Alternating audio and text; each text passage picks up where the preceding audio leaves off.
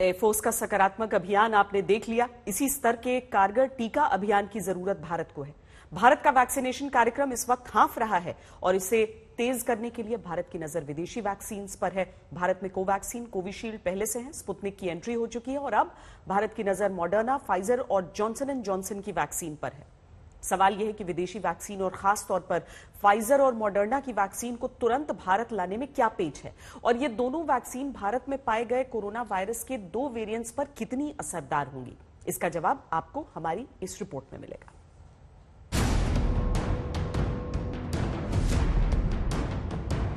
Corona से मुक्ति का कारगर हथियार वैक्सीनेशन ही है, लेकिन वैक्सीन की डिमांड और सप्लाई की चेन ब्रेक हो गई है और पूरा वैक्सीन प्रोग्राम धीमा पड़ गया है। इस मिशन को विदेशी वैक्सीन की जरूरत है।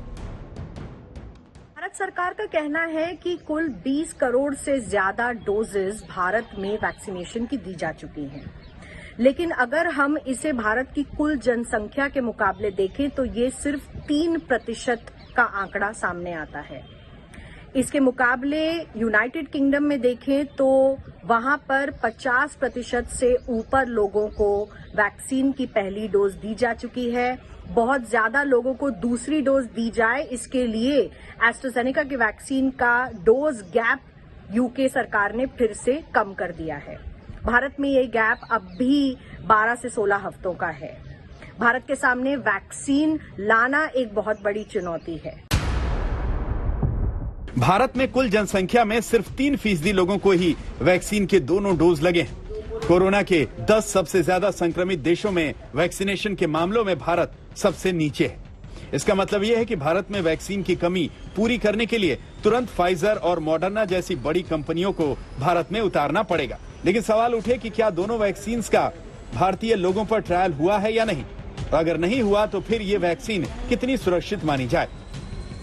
मेडिकल एक्सपर्ट्स का दावा है कि फाइजर और मॉडर्ना जैसी वैक्सीन पूरी तरह सुरक्षित है और ये वायरस के अलग अलग वेरिएंट पर कारगर भी है। अमेरिका की न्यूयॉर्क यूनिवर्सिटी में एक रिसर्च में दावा किया गया है कि फाइजर और मॉडर्ना की कोरोना वैक्सीन भारत में पाए गए 2 वेरिएंट्स पर भी असरदार है। इंडिया में जिस तरह से केसेस बढ़ रहे हैं तो इंडिया को डेफिनेटली वैक्सीन ही हैं जो हमें इस वेव से एक तरह का एग्जिट दिलवा सकती हैं और हमें बहुत वैक्सीन की जरूरत होगी। फाइजर वैक्सीन अगर इंडिया में आती है तो इट इज गुड न्यूज, क्योंकि फाइजर की जो एफिकेसी है वो भी देखी गई है रियल वर्ल्ड में काफी अच्छी है, 90-95% है। और जब हम फाइजर की और एस्ट्राजेनेका जो कि कोविशील्ड है इंडिया में, उसका कंपैरिजन भी करते हैं तो दोनों में वैसे तो जो न्यूट्रलाइजिंग एंटीबॉडीज हैं दोनों में अच्छी पाई जाती हैं सेकेंड डोज के बाद। लेकिन फर्स्ट डोज के बाद फाइजर में जो न्यूट्रलाइजिंग एंटीबॉडीज का लेवल है वो कोविशील्ड या एस्ट्राजेनेका वैक्सीन से काफी ज्यादा है, लेकिन सेकेंड डोज के बाद वो सिमिलर लेवल्स पर आ ही जाते हैं, but still it is quite good. सरकार भी फाइजर की वैक्सीन को लेकर आश्वस्त दिखी, तभी तो फाइजर से करार को लेकर सरकार की बातचीत शुरू हो गई। फाइजर इसी साल 5 करोड़ टीके भारत को देने को तैयार है। अगर मंजूरी मिलती है तो जुलाई के महीने में 1 करोड़ डोज और अगस्त में भी 1 करोड़ डोज, सितंबर में 2 करोड़ और अक्टूबर महीने में 1 करोड़ डोज मिलेगा। मगर कंपनी इसके लिए बड़ी छूट चाहती है। फाइजर के मुताबिक उसने अमेरिका समेत 116 देशों से क्षतिपूर्ति के करार किए हैं। दुनिया भर में फाइजर के टीके की अब तक 14 करोड़ 70 लाख खुराक दी जा चुकी हैं। हमने बिल्कुल शुरू से हमारे different organisations, department of biotechnology, my organisation here, हमने मिलके इन सब कंपनीज को and specifically Pfizer, Moderna, J&J के साथ लगातार बातचीत और कांटेक्ट रखा। इनफैक्ट फाइजर के साथ तो वो कॉन्फिडेंशियलिटी डिक्लेरेशन वगैरह का जो करार करना पड़ता है वो भी किया।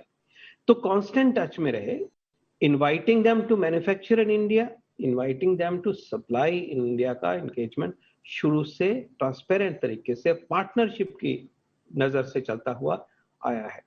अब हमें इंडिकेट हुआ कि फाइजर वैक्सीन अवेलेबल उपलब्ध कर सकते हैं। इमीडिएटली उसके ऊपर कार्रवाई हो रही है और उसकी तरफ हम तरीके से बढ़ रहे हैं। वहीं मॉडर्ना साफ साफ ये कह चुकी है कि वो इस साल भारत में कोई वैक्सीन नहीं दे सकती, क्योंकि उसके पास 2021 में अमेरिका से बाहर के लिए टीके का स्टॉक नहीं है। जो लोग स्पुतनिक वी वैक्सीन लगवाना चाहते हैं उनका इंतजार खत्म होने वाला है। अपोलो अस्पतालों में जून के दूसरे सप्ताह से वैक्सीन लगनी शुरू होगी। देश को विदेशी वैक्सीन की जरूरत तब पड़ी जब देश में टीकाकरण अभियान में शामिल कंपनियों का प्रोडक्शन वक्त के साथ नहीं बढ़ा। अभी देश में टीकाकरण अभियान में 2 टीकों कोविशील्ड और कोवैक्सीन का इस्तेमाल किया जा रहा है। अब तक 20 करोड़ 57 लाख टीके की खुराक दी जा चुकी है, लेकिन ये रफ्तार बेहद धीमी मानी जा रही है। कोवैक्सीन बनाने वाली कंपनी भारत बायोटेक हर महीने 1.5 करोड़ डोज बना रही है, जबकि सीरम इंस्टीट्यूट ऑफ इंडिया का प्रोडक्शन 6.5 करोड़ प्रति माह है। प्रतिदिन के हिसाब से ये 27.5 लाख से 28.5 लाख डोज होती है। मौजूदा समय में एक महीने में औसतन 16.5 लाख वैक्सीन डोज लग रही है। इस हिसाब से भारत में सभी को वैक्सीन लगाने में करीब 4 साल का वक्त लग जाएगा। अगर हिंदुस्तान ने वैक्सीन स्ट्रेटेजी नहीं ठीक लगाई, एक बार नहीं अनेक बार लोग मरेंगे। एक वेव नहीं आएगी, 2 वेव नहीं आएगी, 3 वेव नहीं आएगी, 4 वेव नहीं आएगी, आती जाएंगी, क्योंकि वायरस अडेप्ट करता रहेगा। हिंदुस्तान के 3% को आपने वैक्सीन दी, मतलब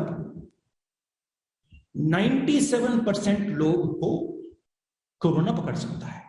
राहुल जी, अगर वैक्सीन की चिंता ही करते हो तो जरा अपने कांग्रेस के राज्यों में ध्यान दो, वहां वैक्सीनेशन में गड़बड़ हो रही है। उनको जो 1 मई से कोटा दिया गया है, 18 से 45 उम्र के लोगों के लिए उत्पादकों से 25% उनके लिए रिजर्व है, वो तो ले नहीं रहे। कोरोना की दूसरी लहर का आकलन हो या फिर वैक्सीनेशन प्रोग्राम, सरकार की नीतियां सवालों के घेरे में है। पॉलिटिक्स भी हो रही है, लेकिन इसी समय में दूसरी लहर की तबाही से सबक लेते हुए तीसरी लहर की तैयारी करनी होगी, तभी हम संक्रमण से बच पाएंगे। मिलन शर्मा के साथ आज तक ब्यूरो।